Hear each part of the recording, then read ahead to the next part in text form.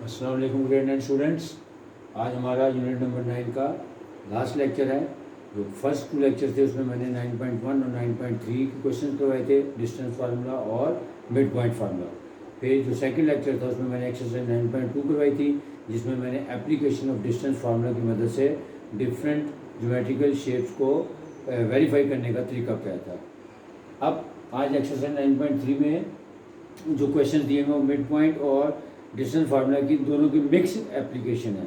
लेकिन क्योंकि जो बोर्ड का हमारे एग्जाम का स्ट्रक्चर है उसमें से लॉन्ग क्वेश्चन जो है वो फर्स्ट 6 चैप्टर से आते हैं, या चैप्टर 7 या चैप्टर 17 से आते हैं। ठीक है, तो चैप्टर नंबर 9 के वो जो क्वेश्चन हैं एक्सरसाइज 9.3 के वो बाय नेचर लॉन्ग क्वेश्चन हैं, क्योंकि वो स्कोप से, एग्जामिनेशन के स्कोप से बाहर हैं, लिहाजा उस पर टाइम नहीं वेस्ट कर रहा। लेकिन इस चैप्टर से डिस्टेंस फार्मूला और मिड पॉइंट फार्मूला के शॉर्ट क्वेश्चन आते हैं या डेफिनेशंस आती हैं। डेफिनेशंस एक भी आ सकती है और 2 भी आ सकती हैं। ये चैप्टर की डेफिनेशन समझाने का सिर्फ मकसद क्या है, क्योंकि बुक के अंदर, चैप्टर के अंदर भी डेफिनेशंस लिखी हुई हैं और ग्लॉसरी में पेज नंबर 289 पे भी डेफिनेशंस लिखी हुई हैं। फ़र्क क्या है, क्योंकि जब भी आपने ज्योमेट्रिकल पोर्शन यानी जो इसका एग्जामिनेशन का जो थर्ड पोर्शन होता है that is full of definitions, तो उन तमाम सेक्शन की डेफिनेशंस को, यानी बगैर डेफिनेशंस के आप वो 6 क्वेश्चन अटैम्प्ट करना समटाइम्स आपके लिए ज़्यादा मुश्किल हो जाता है। तो आपने करना क्या है कि जो थर्ड सेक्शन है शॉर्ट क्वेश्चन का, उसकी डेफिनेशन तो आपने बुक से याद कर लेनी है, कॉन्सेप्ट मैं आपका क्लियर करा दूंगा। लेकिन जिस भी डेफिनेशन में कोई ज्योमेट्रिकल शेप या उसकी फिगर इन्वॉल्व है तो वो फिगर आपने ज़रूर बनानी है। अगर आप फिगर नहीं बनाएंगे तो आप एग्जामिनर को मौका दे देते हैं कि वो आपको 2 में से 1.5 दे या 1 दे। इसलिए each and every definition should be represented by the suitable diagram और फिगर। आज मैं आपको डेफिनेशन जो है बुक में लिखी हुई है उनको समझाऊंगा, और अगर आप इसकी फिगर को समझ जाएंगे तो डेफिनेशन याद करना आपके लिए और भी आसान हो जाएगा, और अगर आपको डेफिनेशन आती है तो उसकी फिगर बनाना भी आसान हो जाएगा। लेकिन ज़्यादा बेहतर तरीका क्या होता है कि आप फिगर को समझें। जब आपको फिगर या उसकी शेप का पता होगा तो उसकी डेफिनेशन आप खुद से भी बना सकते हैं और बुक से भी याद कर सकते हैं। Next start coordinate geometry. Coordinate geometry की बुक में पेज नंबर 168 पे डेफिनेशन लिखी हुई है, the study of geometrical shapes in a plane या in a Cartesian plane is known as coordinate geometry. यानी कोऑर्डिनेट ज्योमेट्री में क्या करते हैं, हम ज्योमेट्रिकल शेप्स की फिगर की स्टडी करते हैं कि किस तरह से कार्टेशियन प्लेन या प्लेन में हम ज्योमेट्रिकल शेप्स को फॉर्म करते हैं।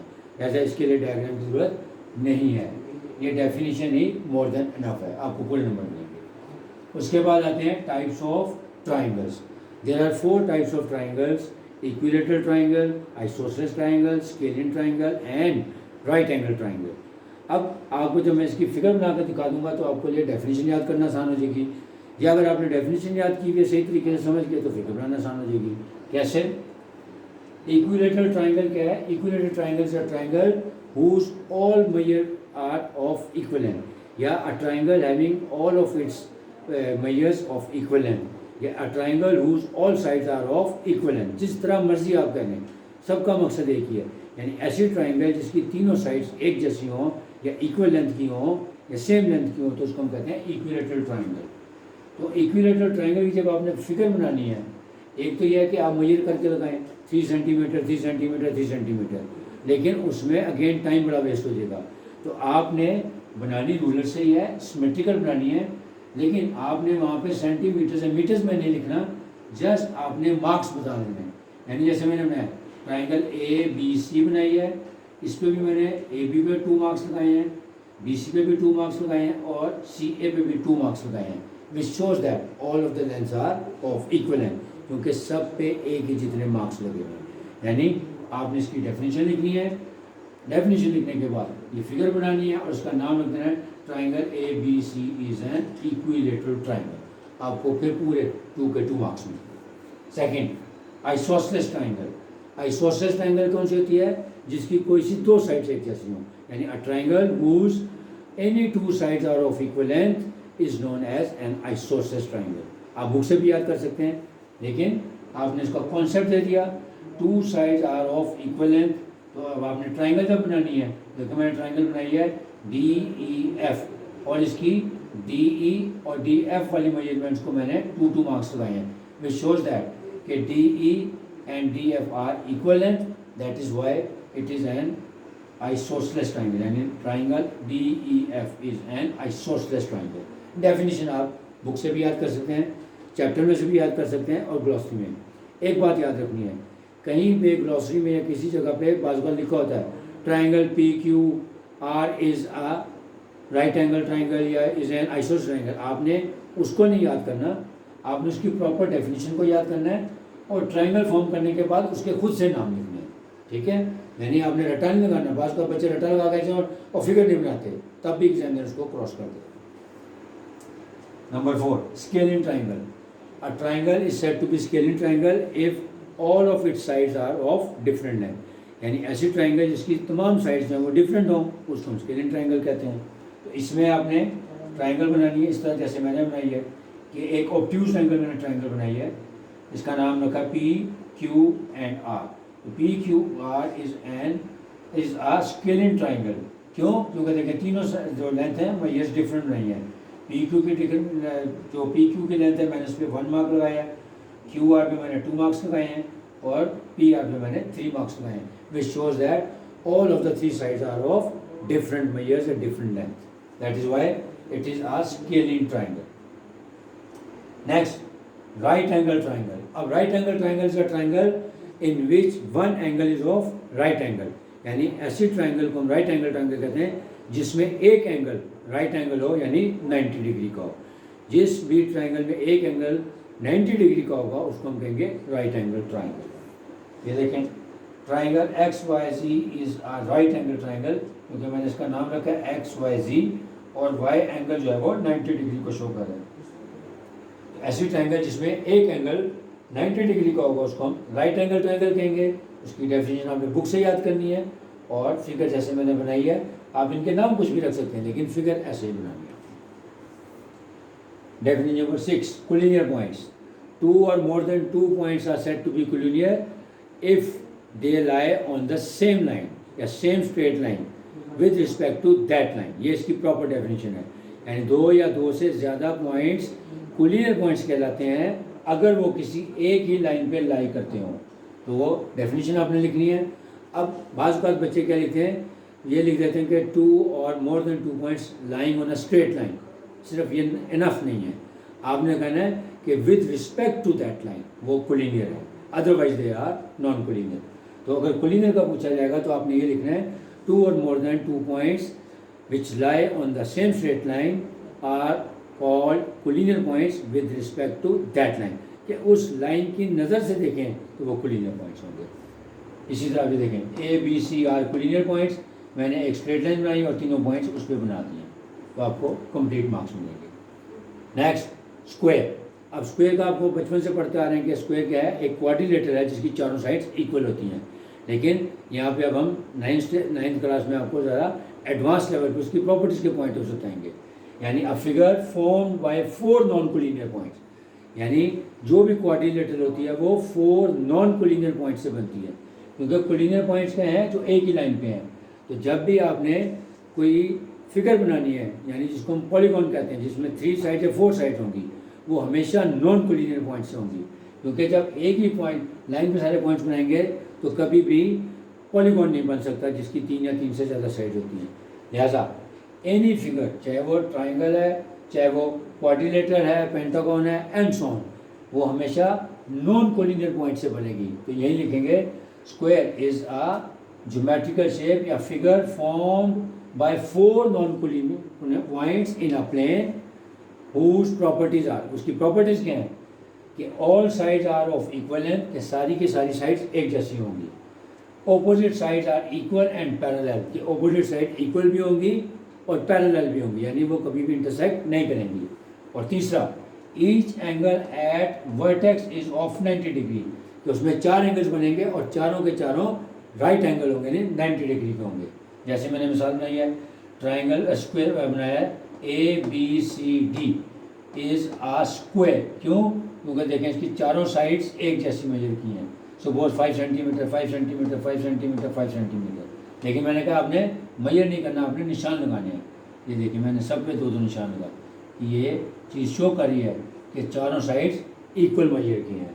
फिर opposite sides are equal and parallel, ये जो ऑपोजिट साइड हैं यानी सी डी और ए बी, इसी तरह ए डी और बी सी ये इक्वल भी हैं और पैरेलल भी हैं। तीसरा, each angle at the vertex is of 90 degree, इसके 4 वर्टेक्स हैं देखें, 90 डिग्री, 90 डिग्री, 90 डिग्री और 90 डिग्री। ठीक है, इसीलिए आपको ये भी बताया था मैंने शायद किसी लेक्चर में कि sum of interior angles of a coordinator is always equal to 360 degree, कि किसी भी कोऑर्डिनेटर के इंटीरियर एंगल का सम हमेशा 360 डिग्री होता है। वो बताएं या ना बताएं इससे फर्क नहीं पड़ता। Next, rhombus. अब रोम्बस का कॉन्सेप्ट बुक में नहीं दिया, लेकिन क्योंकि मैं ज्योमेट्रिकल शेप्स बता रहा हूँ तो ऑलमोस्ट जितनी भी हैं सारी की सारी आपको बता रहा हूँ। अब रोम्बस और स्क्वायर दोनों की प्रॉपर्टीज़ तकरीबन एक जैसी हैं सिवाय तीसरी प्रॉपर्टी के, यानी रोम्बस भी क्या है, a figure formed by 4 non collinear points in a plane whose all sides are of equal length and opposite sides are parallel and equal। लेकिन तीसरी प्रॉपर्टी क्या है कि इसके तमाम एंगल्स 90 डिग्री के या राइट एंगल थे, इसमें कोई भी एंगल 90 डिग्री का नहीं होगा। इसीलिए A B C D is a rhombus, क्योंकि इसकी चारों साइड्स तो एक जैसी मैंने बनाई है, निशान लगा के पता लगा लेते हैं, 1 2 3 1 2 3 1 2 3 1 2 3, इसका मतलब है चारों साइड्स एक जैसी हो गई। फिर opposite sides are equal and parallel, जब हम उनको एक्सटेंड करेंगे तो कभी भी एक दूसरे को कट नहीं करेंगी और इक्वल भी हैं। और क्या फ़र्क है कि none of its angle is of right angle, यानी इनमें से कोई भी एंगल ना ए बी सी डी कोई भी राइट एंगल नहीं है, यानी 90 डिग्री का नहीं है। Next, rectangle. अब रेक्टेंगल भी क्या है, ये भी एक कोऑर्डिनेटर है, लेकिन कैसी coordinator, a figure formed by 4 non-collinear points in a plane whose opposite sides are equal and parallel, पहली प्रॉपर्टी तो वही है। फिर whose all of its angles are of 90 degree, यानी इसमें और स्क्वायर में फ़र्क क्या है कि स्क्वायर की चारों साइड एक जैसी थी, लेकिन इसकी ऑपोजिट साइड्स इक्वल और पैरेलल होंगी। जैसे देखें कि एस आर और पी क्यू इक्वल भी है, पैरेलल भी है। सिमिलरली पी एस और क्यू आर ये भी इक्वल भी है और पैरेलल भी है।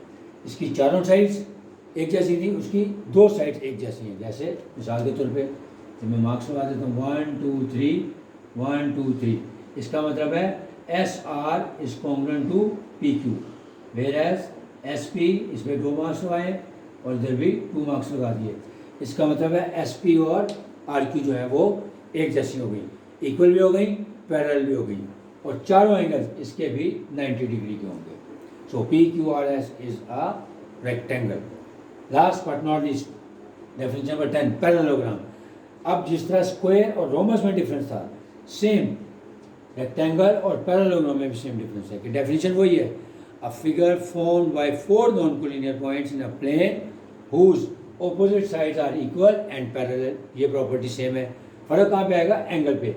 None of its angle is of 90 degree, इसके चारों एंगल 90 डिग्री के थे रेक्टेंगल के, वेयर एज पैरेललोग्राम के चारों एंगल्स में से एक भी एंगल 90 डिग्री का नहीं होगा।